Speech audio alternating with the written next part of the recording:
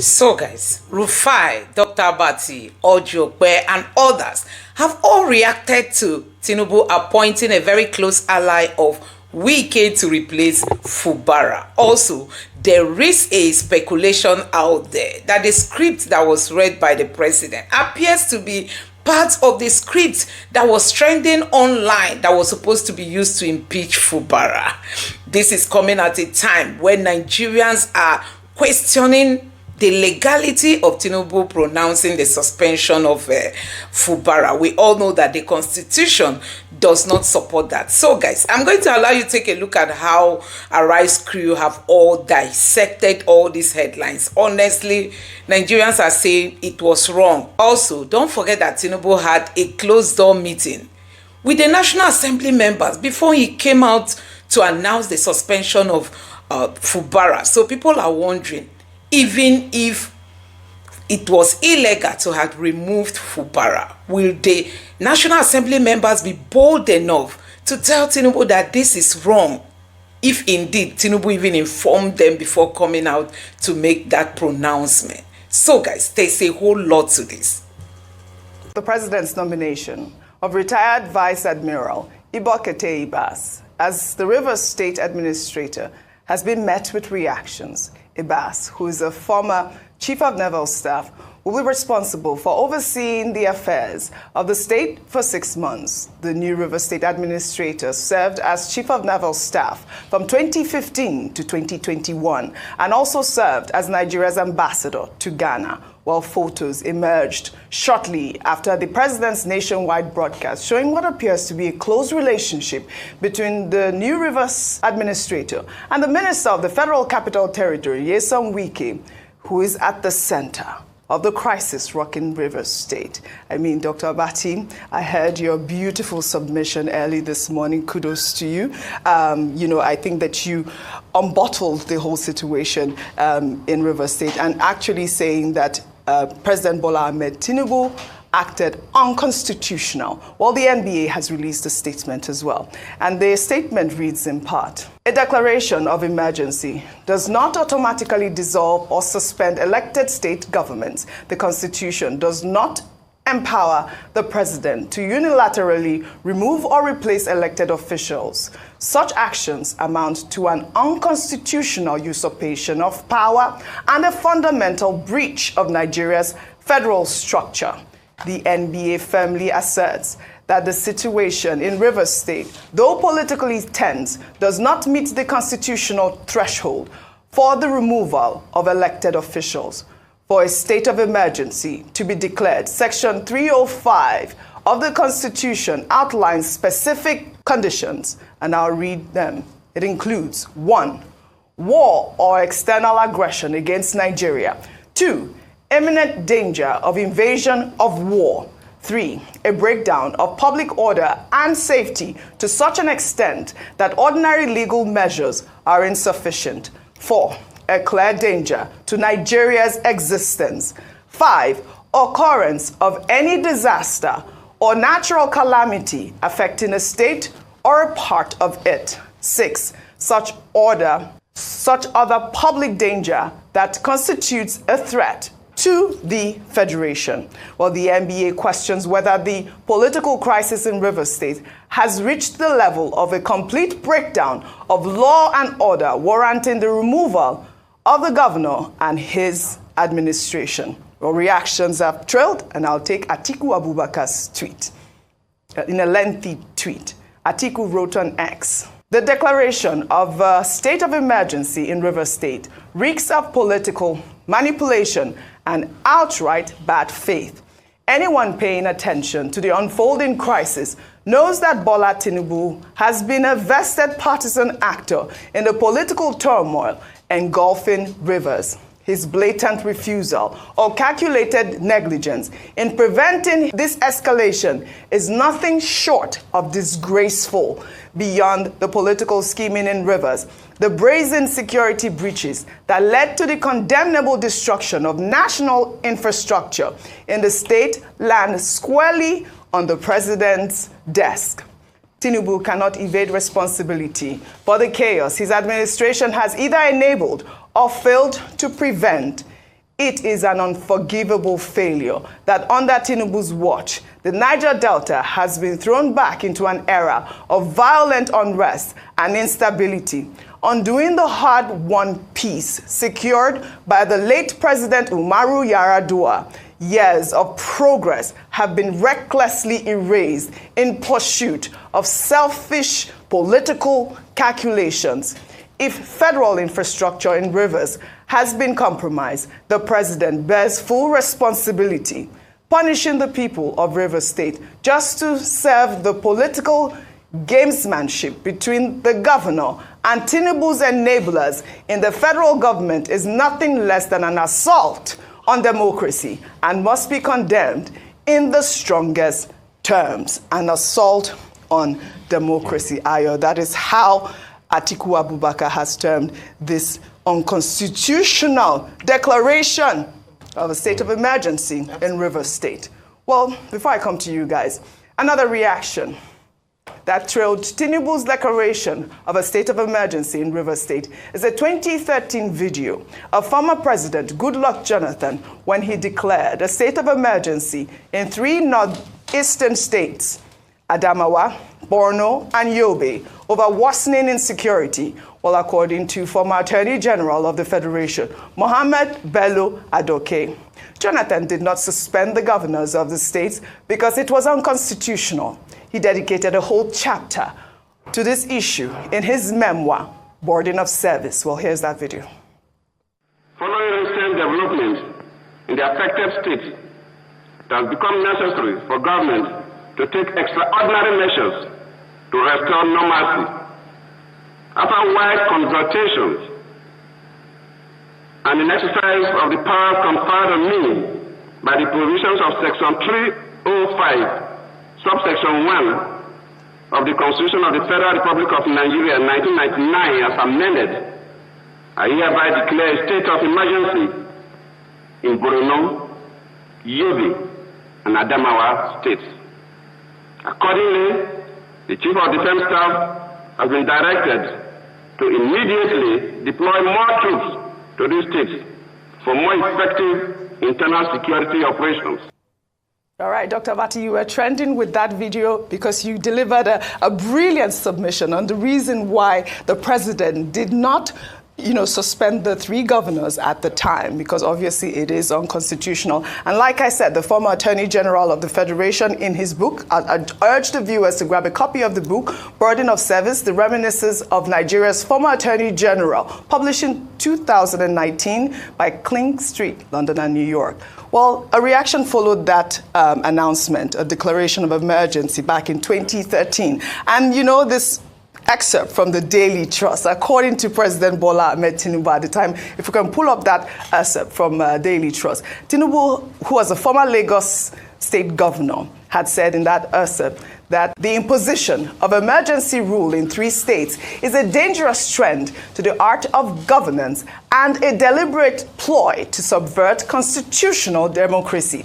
He said in a statement from his media office yesterday that by declaring a state of emergency in Borno, Yobe, and Adamawa states, President Jonathan intimidated and emasculated the governors of these states. Imagine that at that time. Like yes, absolutely. And he also said that Jonathan's intention was to muzzle the elected governments of the states for what is clearly a display of unpardonable mediocrity. And guess what? Diabolic partisanship geared towards 2015.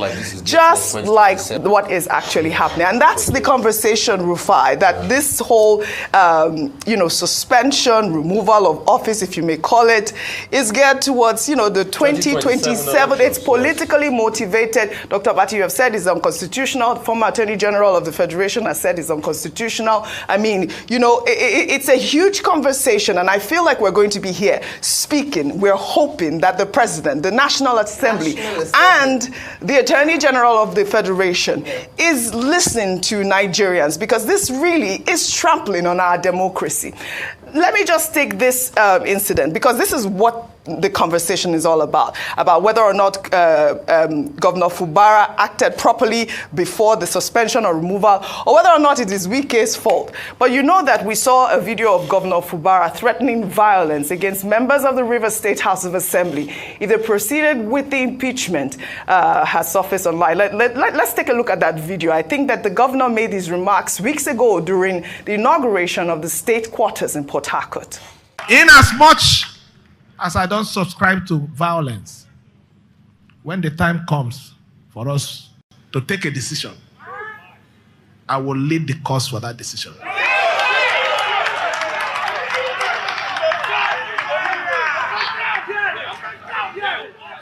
Let me say it again, and let me say it again. I'm not scared of anything. The worst that will happen is me to leave the office. It's not. Am I leaving the earth? Is it going to stop me from existing? So I'm not even bothered about that. But the right thing must be done and must be said when the opportunity is given to us. Now, you heard him there. He said the worst that could happen is for him to leave the office.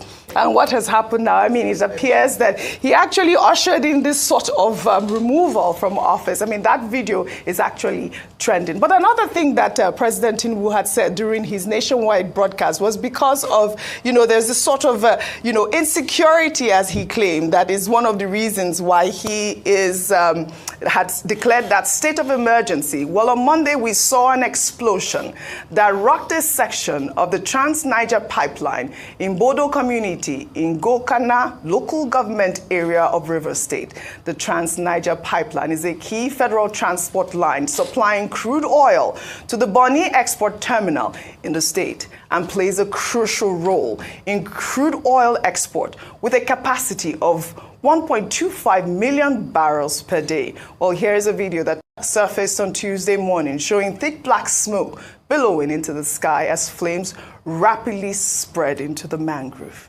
What's happening in Ogoni again? Gokana Bonny Road, by Julius Berger Junction. What is happening? Look at gas flaring. What's happening in Share and Ogoni again? What is it? Would Ogoni people die for you people? What is it? It's too bad. It's too bad of you. Why? No. It remains unclear what really caused that explosion, and I also heard that there were other explosions that are being underreported at this point. Meanwhile, a video showing multiple military vans filled with armed operatives heading towards the Rivers State Government House in Port Harcourt just moments after President Tinubu declared a state of emergency has surfaced online. Let's take a look.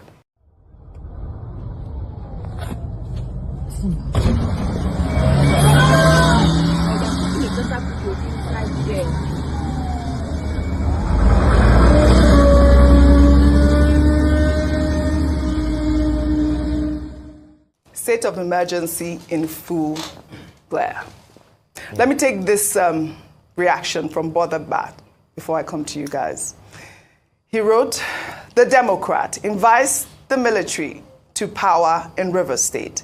Nigeria, federal government is in charge of securing oil pipeline, but President Tinubu blames Governor Fubara for not deploying security to protect the pipeline. It is fairly clear that Wike and Tinubu have a script. Can you doubt that?" Rufai on fire. So I think the constant word we have repeated here is a French word that, as at many years ago when I was trying to learn French, was used to be the longest word in French. But I don't know if it's still the longest. I think there are other words that are longer now, which is anticonstitutionnellement. That used to be the longest word in French. And now we have seen that the Constitution now also pushes it to the National Assembly.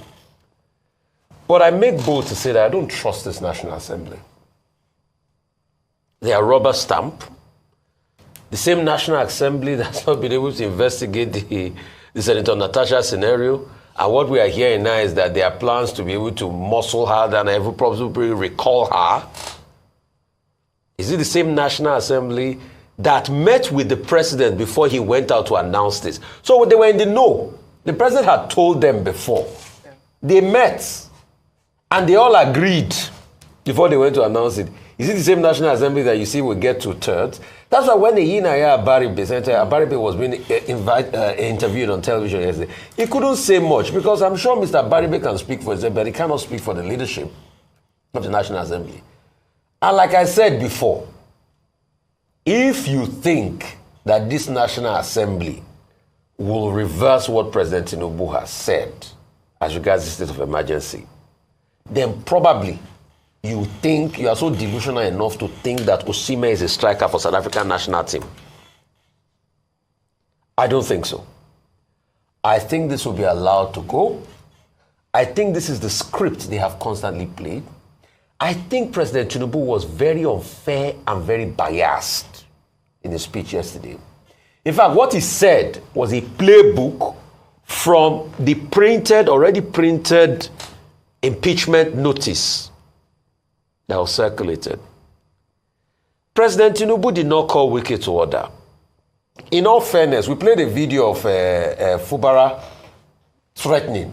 What about Wike's own threat video? So we are showing all of this to the world because it will be on record. The same President Tinubu that spoke against things like this, he is now the one in front and center doing all of this that we complain about. So he has now become an albatross of some sort to the so-called democracy. And I use the word so-called he fought for because I don't think when these leaders act, they even understand the tenets of democracy. Can't President Tinubu tell Wike enough is enough? Those are the questions out like there. Like Ateno Peter's side did put out today, what is really going on between Wike and Tinubu? The earlier we know it, the better it is for this country. And all of this, don't be deceived, is for 2027. Right. Supremacy and power. All right. Dr. Abati. Congrats, Mr. Wike. You've won your Pyrrhic victory. Enjoy it. Okay, I align myself with those who think that this is history repeating itself in a farcical manner. That President Tinubu, as a leader of the opposition in 2013, May 2013, the exact date, 16 May 2013, was reported by Daily Trust, and saying that President Jonathan declaring, state of emergency in Adamawa, Yobe, and Borno states in certain local governments was, launching a dangerous trend in the art of governance and a deliberate ploy to subvert constitutional democracy. I think we've made the same point this morning, that this is precisely what President Tinubu himself has done. So at one level, those who say the internet does not forget, they've been proven right. Because you say one thing 20 years ago, the internet will bring it back. One positive side of social media. The second point is, I had already dealt with some of the legal issues relating to Section 1, Sub 2, Section 11, Section 305, Section 188. I will not repeat myself. What is the way forward? The way forward, as my Lord Justice Owade retired, was pointed out, was that now the ball is in the court of the National Assembly, because it's not a unilateral thing. The President of Nigeria has no unilateral authority to declare a state of emergency in any part of Nigeria. That will amount to dictatorship. It will still have to go to the National Assembly. Now, this National Assembly must see the wisdom in rejecting the proposal as presented by President Tinubu. President Tinubu himself having violated sections of that Section 305, because there is nowhere in that constitution that it is said that, the president can take over authority of Rivers State. Only the National Assembly can do so under Section 11. So the National Assembly will need 2/3 in the Senate, 2/3 in the House of Reps. These are our lawmakers that nobody is sure of what they are doing, whether they are making laws in our interest or not. And the two leaders of the National Assembly, they were even at the pre-declaration of state emergency meeting. Would they have the courage to stand firm? That's the question. Number two, as part of the way forward, I think Vice Admiral Ibakete Ibas, retired, should act as a citizen and patriot and reject this appointment. He will have put his name on the very positive side of history by behaving as a man that can be counted upon as an officer and a gentleman if he proceeds to say, look, I don't want to be part of this. Otherwise, we will think that he has accepted the appointment for other considerations. The Lord has done I don't want to use the word stomach. Yeah. And nobody should come forward and say they are doing Thanksgiving service for Ibokete Ibas because he has been given an illegal appointment within the purview of the 1999 Constitution. Right. Number 3, interested parties, people who have the right local standing in Rivers State can go to court. I don't want to act as a court of law and say these are the people who have the locus. Now, when we had a similar situation in 2004 in Plateau State, some people under the auspices of the Lagos State government, I think they were led in that case by Professor Ben Nwabueze, went all the way to the Supreme Court, and the matter was determined in 2006 by Plateau State government versus and others versus the Attorney General of the Federation. Now, I will need time to again look at that case to find out what was decided. But that case was decided on technical grounds. Part of the reason why people raise questions about the judiciary. But I think that this is a decision, a unilateral decision as of this moment by the President of Nigeria that should not be allowed to stand. Absolutely. And then, of course, the people of Rivers State, we can only appeal to them, not to sabotage the Nigerian state, which was the point that Waziri Adamawa Atiku Abubakar was making. That what this has done is to take us back to the pre-Yaradua, Umaru Yaradua period, when there was chaos in the River State, and that had to be managed with amnesty program, with meetings, with militants. These militants, if they come back, and already you talked about explosions in River State, that will be at a great cost to Nigeria. So there are certain other consequential steps that can be taken to nip the threat of a blowout in River State in the bud. All right. And, I don't know who advised President Tinubu, and that was why I said the Attorney General himself owes Nigerians an explanation. Well said. How did he interpret the law that he arrived at the decision that President Tinubu has the powers to suspend governor, suspend legislature, suspend deputy governor, something that President Jonathan did not do. Right. That has to be reiterated. Well said, Dr. Abati. Well said. I'm sure I have to give you the floor also to speak, but I also wanted to make mention of what Dr. Abati had said about retired naval officer Ibot, how do you call his name? Ibot Ebas. Rejecting that position. I mean, I don't know how he's going to reject that position. This is where I want to go with it. And you had seen the videos, the pictures of, his sort of relationship with the Minister of the Federal Capital Territory, Governor Wike. It's not Governor. Well, former Governor Wike. Governor Wike. We're seeing those pictures circulating online. I mean, what really is going on? Is he going to go for that Thanksgiving service? The Lord has done it finally. I said earlier that even if he doesn't organize Thanksgiving, Wike will organize on his behalf. On his behalf. Because Wike has shown that he likes Thanksgiving services, especially when we have, after the Supreme Court ruling, he did have a Thanksgiving service with his people. And then, nobody should host him for a testimonial because this is not what we're looking at. And I really am grateful that Dr. Abati brought that up, even though, yes, we can laugh about it, that it's nigh impossible for that to happen. Yeah. But when are we going to see people who would actually stand up for Nigeria in our own time? Right. Not only for the Vice Admiral retired, but also for the National Assembly. I think it's quite sad for us to sit here this morning and assume, and probably rightly so, that it's just going to be mere motions this morning, and they wouldn't look at or consider the legality of what has happened, the professionals, the analysts who have come out to speak about it, the people they're supposed to be representing in the House, in the Assembly, who have said this is unconstitutional. It almost seems as if, like everyone has said, a script has been written, and that is sad for our democracy. That even if the role of the legislature is to check the executive, but if we have both working in tandem, then what is the hope for democracy in Nigeria? If we cannot rely, we've talked about the judiciary, we've faulted some of the rulings in recent times. Okay, that's one arm of government. Now the National Assembly is in the eye of the storm. We are saying that, oh, they will pass it. That's another problem. So it means that we are running a one-man state. Let us just call a spade a spade. So once, Rufai, you call it Baba Sokpe Krisi. So once one person has made a decision, whether it's right or not, and this sets a bad precedent, how do we build a nation like this,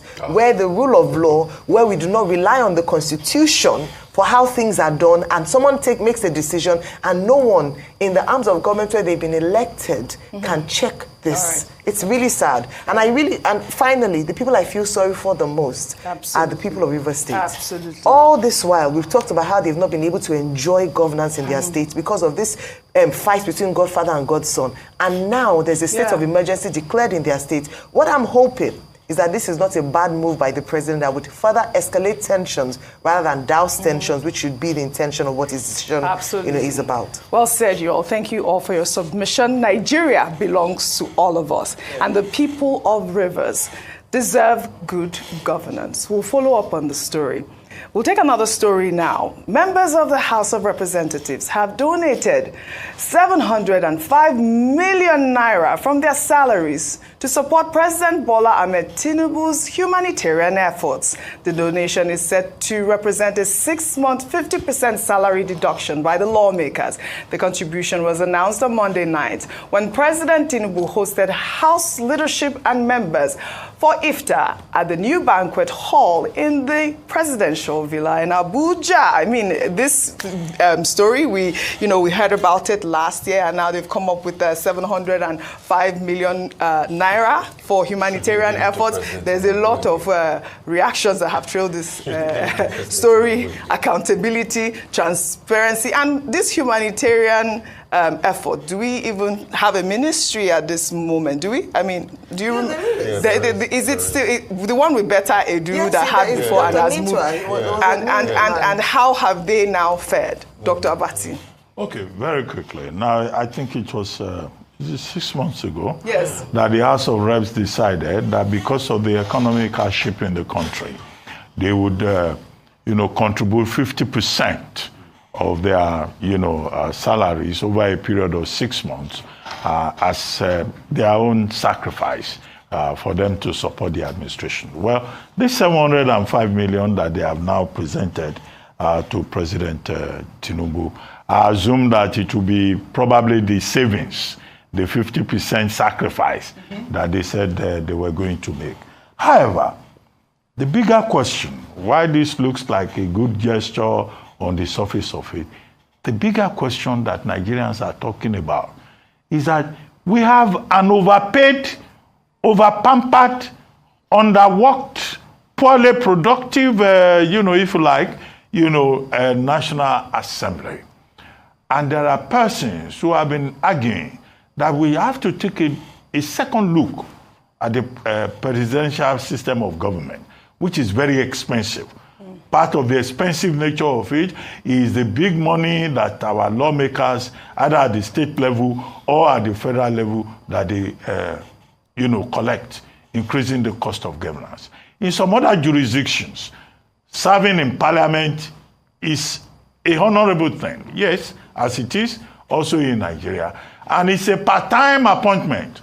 People have made recommendations that people who serve in parliament in Nigeria should be people who have jobs, not jobless people who are looking for where they can earn a living. And that going into government should not be a profession. So the recommendation is that, legislative work should be part-time engagement. And that, in fact, Nigeria should look at having a unicameral legislature whereby the House of Reps and the Senate will be merged And we will have fewer people who are truly serving people, not people who are collecting so much money, allowances. Some people have to eat constituency allowances. They have to eat salaries. They will collect exotic cars. By the time you do all the calculation, 705 million will look like, mere pittance. Nigerians do not expect to have legislators who are adopting a philanthropic approach to public welfare. That's it. The philanthropic approach to governance, is not the best option. Yeah. We don't want a government that says we are running a philanthropic system. We want a government that functions in the best interest of the people. This House of Reps now has become a philanthropic society. No. The expectation is that they will do more than that. House of Philanthropy. All right, should I move on to the next story? Okay, go ahead and I'll take For me, what I just wanted to say is this. Go ahead. Why go back to give President Tinubu that humanitarian money? There are many initiatives that they could have plowed it into. Many charities. Take, for instance, if they had highlighted over 1,000 charity organizations across the country and spread it, or even if it's 100 and spread it across, I'll have been happy about that. And secondly, this small dash from their salary. Hope they should also include their allowances. Because their salary is nothing. Their salary is nothing. It's their allowances that is the main thing. So if they took small dash out of their salary, they are basic. Okay. So just to say how much each House of Rep member contributed, if we calculated at 360 lawmakers, they contributed 326,388 naira each. Was deducted for them per month. So per month, so it less credence to, last year they were arguing about what their remuneration was. They said it was just a little over 600,000. So this lays credence to that, gives credence to that, that's how much they are earning. All right. Please, with due respect, they should do better. And it's investigate how much they are collecting, a proper breakdown. Exactly. And also the monies they collected in their email, the prayers they received in their email. Well, it will be nice. 705 million naira could go a long way for some, projects. It will be nice for the humanitarian ministry to show us, accountability, especially where that money is going. So, guys, you have heard what they've said. I don't know what you make of all this. It's really so sad, when these images started circulating, that the person who is appointed to take over from Fubara is somebody who is very close to Wike. It's really, really so disturbing. You can imagine the kind of script these people are playing, It's now very, very clear that Tinubu is just doing the biddings of Wike, not the biddings of the people of this country. For you to see that the person who is going to replace Fubara is somebody who is very close to Wike raises some question marks. Nigerians should be worried about what Wike and Tinubu are up to in this country. What are they trying to do to this nation? This is a nation that people have paid a lot. If not for any other thing, look at the military men who go out there to confront the Boko Haram. They are wasting their lives, spending their energy to confront these people so that we can have peace, we can have a democratic country. But see what these people are doing. How they've been on Fubara, every time bashing out at Fubara. Wike will come out, he will call Fubara names, he will say all kinds of things. Even the recent one, even after the Supreme Court ruling, Fubara was in for peace. But guess what? These people were all out for war. At least let the past be the past. If Fubara had done anything or said anything, yes, after the Supreme Court, what happened? Fubara now said, okay, it is time to mend fences. Let's come together and build a better rivers.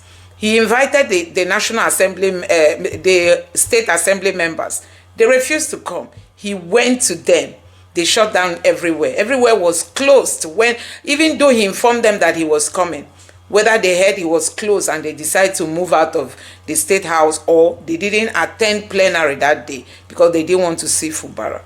So all these are some of the questions one should be asking Tinubu, if he considered all these things before coming out to say that Fubara does not want to implement some of the agreements, and nobody is talking to Wike, nobody is cautioning Wike, nobody is warning Wike, because they want Rivers. They want to win Rivers ahead of 2027 presidential election. They want somebody that can help them to rig. Tinubu knows he can't win elections in Nigeria. If not for rigging, what else? Tinubu knows he cannot win elections in Nigeria without rigging. He needs Wike in all this. For them, Abuja is secured. Wike is going to do the magic. And then Wike needs to set up a structure in Rivers to win Rivers. They want Wike to split himself. He should be in Abuja. He should be in Rivers. He should be fighting for Abuja. He should be fighting for Rivers. So that he can give the both states to the APC.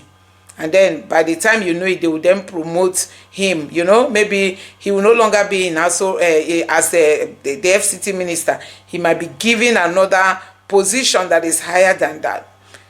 This is just transactional kind of leadership we are seeing in Nigeria. These are people that don't even have the interest of the masses. See the hardship we are into. Tinubu is declaring state of emergency in Rivers State. He's not asking how people are going to feed. You know, movements will be restricted. All kinds of things will be happening. People will not be able to go to their businesses, earn a living. What about those men and women who go out to sell pure water? Little petty things for them to be able to feed their families. How are they going to survive this period? After Tinubu has made prices of things to go up. Now he's declared state of emergency. This crisis has been there. Nobody took any proactive step. They only come, gather, tell Fubara, go and implement. Then Wike should go and keep shouting, Fubara, Fubara. Wike came out recently to say Fubara will be impeached and nothing will happen. The heaven will not fall. What did Tinubu do? Tinubu did nothing. None of the APC members came out to caution him. It's really so sad that people have sold their conscience. Now we are beginning to understand that political parties in Nigeria is like a cult, you know. No matter how good you are or how God-fearing you are, once you join them, you just have to do what they are doing, you know. If not, you may have seen, you will see some of the members of APC that will come out to condemn what Tinubu is doing and what Wike is doing. But you can't see them because it's a cult. It's a cult. They've agreed on what to do and they will go out to do it. Whether it's favorable to the people or not, it does not matter. But let's be hopeful that God will come to the rescue of Fubara. All these, their plans, is not going to work.